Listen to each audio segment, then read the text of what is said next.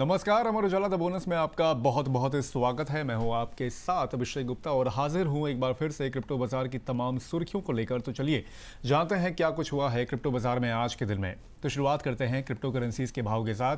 सोमवार की गिरावट के बाद आज बिटकॉइन ने रिकवरी दिखाई है। बिटकॉइन करीब 2% बढ़कर $64,061 के इंट्राडे हाई पर पहुंच गया। वहीं इंट्राडे लो की अगर बात करें तो ये रहा $61,783 के आसपास। इसके अलावा बाकी क्रिप्टो में भी बढ़त देखने को मिली है। इथेरियम की बात करें, ये 6% की इसमें जबरदस्त तेजी देखने को मिली है और $1,876 पर इसके भाव पहुंचे।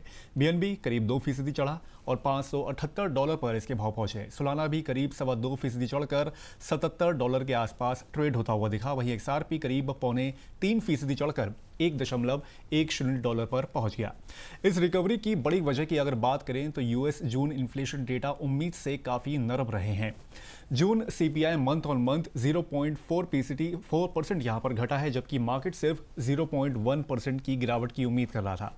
कोर सीपीआई भी फ्लैट रहा, जबकि एस्टिमेट 0.2% राइज का था। इस सॉफ्ट इन्फ्लेशन प्रिंट के बाद बिटकॉइन और दूसरे क्रिप्टो में बढ़त दिखी। वहीं सुबह तक मार्केट जुलाई में रेट हाइक की संभावना को गंभीरता से प्राइस कर रहा था, क्योंकि यूएस ईरान टेंशन से ऑयल प्राइसेस ऊपर गए थे और इन्फ्लेशन रिस्क बढ़ रहा था। लेकिन सीपीआई नरम आते ही डॉलर और यील्ड्स में दबाव आया और बिटकॉइन जैसे रिस्की एसेट्स को यहां पर राहत मिली। यहां एक और बात समझनी जरूरी है। कॉइन डेस्क के मुताबिक बिटकॉइन पिछले करीब एक महीने से 59,000 से $66,000 की रेंज में फंसा हुआ है। यानी आज की रिकवरी पॉजिटिव है, लेकिन अभी इसे क्लीन ब्रेकआउट नहीं कहा जा सकता। यूएस ईरान कॉन्फ्लिक्ट और हॉर्मुज ब्लॉकेट की हेडलाइंस अभी भी मार्केट के लिए रिस्की हैं, क्योंकि ऑयल में तेजी इन्फ्लेशन प्रेशर फिर बढ़ा सकती हैं। वहीं इंडियन ट्रेडर्स के लिए संकेत साफ हैं। आज बिटकॉइन की रिकवरी डेटा ड्रिवन है, हाइप ड्रिवन नहीं है। $64,000 पार करना यहां पर पॉजिटिव है, लेकिन $65,000 के ऊपर टिकना कंफर्मेशन होगा और $61,300 टूटना वार्निंग सिग्नल रहेगा यहां पर। वहीं अमेरिकी सरकार ने जब्त किए गए करीब $288 मिलियन के बिटकॉइन और इथेरियम को institutional crypto platform Coinbase prime पर ट्रांसफर किया है। ब्लॉकचेन डेटा के अनुसार इसमें 2,875 बिटकॉइन शामिल हैं, जिनकी कीमत लगभग $178 मिलियन है। ये कॉइन ड्रग तस्करी से जुड़े रैन फेरिस मामले में जब्त हुए थे। इसके अलावा बंद हो चुके एक्सचेंज BTC से जुड़े 925.5 बिटकॉइन भी बेचे गए हैं। वहीं मनी लॉन्ड्रिंग मामले में जुड़े 30,007 इथेरियम सीधे कॉइन बेस प्राइम पहुंचे हैं। इस ट्रांसफर से बाजार में सवाल उठा है कि क्या अमेरिकी सरकार इन क्रिप्टो एसेट्स को बेचने की तैयारी कर रही है। हालांकि कॉइन बेस प्राइम कस्टडी यानी सुरक्षित रखरखाव की सुविधा भी देता है, इसलिए ट्रांसफर का मतलब बिक्री तय होना नहीं है। अमेरिकी सरकार वॉलेट्स में अभी भी करीब $20.65 अरब के क्रिप्टो एसेट्स मौजूद हैं उसमें। इसके असर की अगर बात करें तो लार्ज गवर्नमेंट होल्डिंग्स का मूवमेंट सेंटिमेंट को तुरंत इंपैक्ट करता है। भले ही amount total government crypto holding के मुकाबले छोटा हो, लेकिन सिग्नल बड़ा होता है। मार्केट में डर ये होता है कि अगर सीज्ड कॉइन्स बेचे गए तो एक्स्ट्रा सप्लाई आएगी, लेकिन दूसरी ओर ये भी संभव है कि ये ट्रेजरी कस्टडी रीशफल है। ट्रेडर ध्यान रखें कि ऑन चेन अलर्ट्स को तुरंत पैनिक सेलिंग यहां पर नहीं करनी है, लेकिन गवर्नमेंट वॉलेट मूवमेंट को इग्नोर भी यहां पर उनको नहीं करना है। वहीं साउथ कोरिया में शेयर बाजार की गिरावट के बीच क्रिप्टो ट्रेडिंग अचानक तेज हो गई। देश के सबसे बड़े क्रिप्टो एक्सचेंज अपबिट का 24 घंटे का ट्रेडिंग वॉल्यूम करीब 1,437% बढ़कर $4.24 अरब पहुंच गया। इसी दौरान साउथ कोरिया का कॉप्सी कारोबार के दौरान करीब 4% गिरकर 6,534 पॉइंट्स पर आ गया। बाद में गिरावट कुछ घटकर 2% यहां पर रह गई। टेक कंपनियों वाले कॉस्डैक में भी गिरावट करीब 4% की कमजोरी आई इसमें। चिप कंपनी SK हाइनेक्स का शेयर करीब 3.5% गिरा, जबकि पिछले सेशन में इसमें 15% की भारी गिरावट देखने को मिली थी।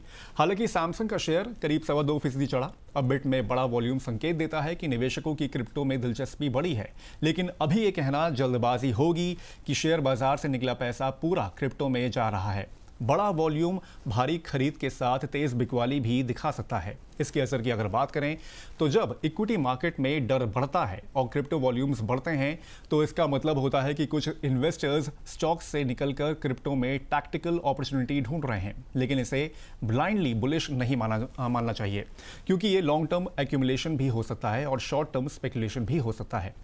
इंडियन ट्रेडर्स के लिए ये समझना जरूरी है कि अगर कोरिया, जापान या एशियन सेशंस में क्रिप्टो वॉल्यूम बढ़ता है तो इंडियन ट्रेडिंग आवर्स में भी वोलेटिलिटी बढ़ सकती है। एशिया फ्लो को इग्नोर मत कीजिए, क्योंकि क्रिप्टो अब सिर्फ यूएस ETF मार्केट नहीं है, एशिया भी गेम में है। आज यूके से रेगुलेशन की बड़ी खबर आई है। ब्रिटेन ने क्रिप्टो लेंडिंग और लिक्विडिटी पूल्स पर टैक्स नियम आसान करने का फैसला किया है। नए नियम के तहत किसी निवेशक द्वारा क्रिप्टो को लेंडिंग प्लेटफॉर्म या डीफाई लिक्विडिटी पूल में जमा करना तुरंत बिक्री नहीं माना जाएगा, इसलिए उस समय कैपिटल गेन्स टैक्स नहीं लगेगा। टैक्स तभी बनेगा जब निवेशक वास्तव में इकोनॉमिक गेन या लॉस के साथ क्रिप्टो बेचेंगे या उसे दूसरे रूप में निकालेगा। इसे नो गेन नो लॉस व्यवस्था कहा गया है। मान लीजिए किसी निवेशक ने एक बिटकॉइन लेंडिंग प्लेटफॉर्म पर जमा किया यहाँ पर और बाद में उतना ही बिटकॉइन वापस पाया। इस लेन देन पर तत्काल कैपिटल गेन नहीं माना जाएगा, लेकिन वापस मिली मात्रा मूल निवेश से ज्यादा या कम हुई तो अंतर पर लाभ या नुकसान निकाला जाएगा। ये नियम 6 अप्रैल 2027 से लागू होगा और करीब 7 लाख लोगों को इम्पैक्ट इसे कर सकता है। सरकार का मानना है कि इससे टैक्स गणना सरल और डीफाई गतिविधियों के अनुरूप होगी। यहाँ पर इसके असर की अगर बात करें तो ये डीफाई और क्रिप्टो लेंडिंग मार्केट के लिए बहुत इंपॉर्टेंट क्लैरिटी है। टैक्स अनसर्टेनिटी डीफाई एडॉप्टेशन की सबसे बड़ी अड़चन रही है। अगर टैक्स ट्रीटमेंट साफ होता है तो इंस्टीट्यूशनल और सीरियस रिटेल पार्टिसिपेशन बढ़ सकती है यहाँ पर।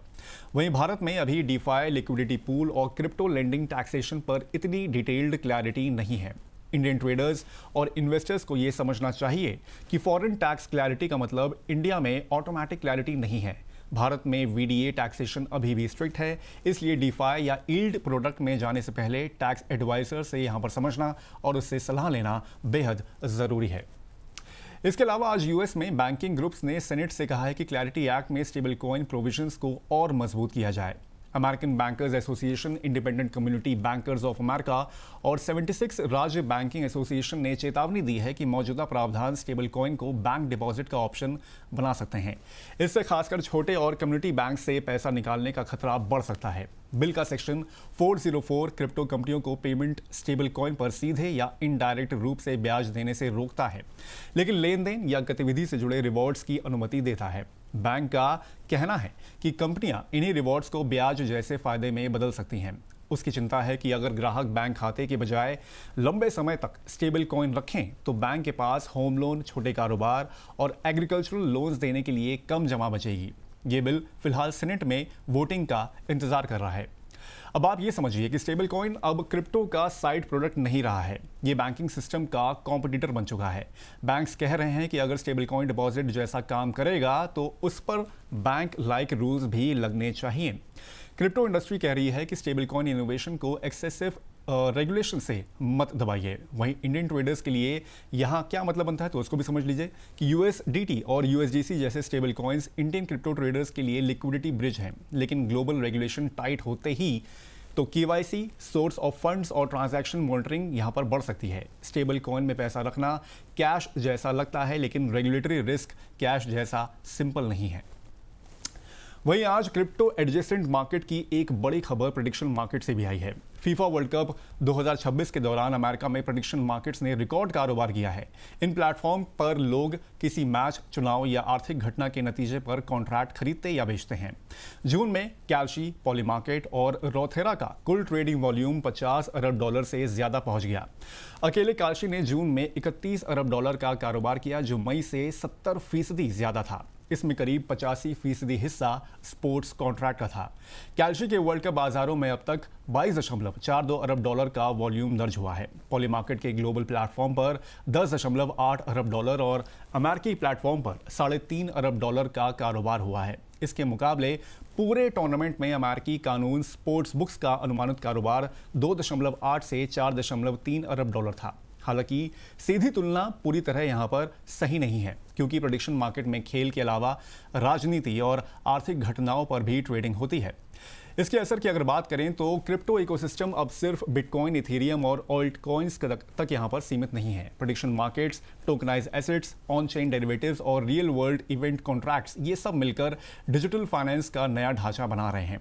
ट्रेडर्स ये समझें कि जहां वॉल्यूम आता है वहां अपॉर्चुनिटी भी आती है और साथ में रेगुलेशन भी आते हैं। यहाँ पर पॉली मार्केट जैसे प्लेटफॉर्म्स क्रिप्टो नेटिव बिहेवियर को मेन स्ट्रीम फाइनेंस से जोड़ रहे हैं, लेकिन मार्जिन, लेवरेज और इवेंट बेस्ड स्पेकुलेशन रिस्क भी बढ़ा रहे हैं। तो आज के क्रिप्टो काउंटर में बस इतना ही। ये शो कैसा लगा हमें कमेंट करके आप ज़रूर बताएं। बाकी अब होगी आपसे कल मुलाकात, तब तक के लिए मुझे दीजिए इजाज़त। नमस्कार।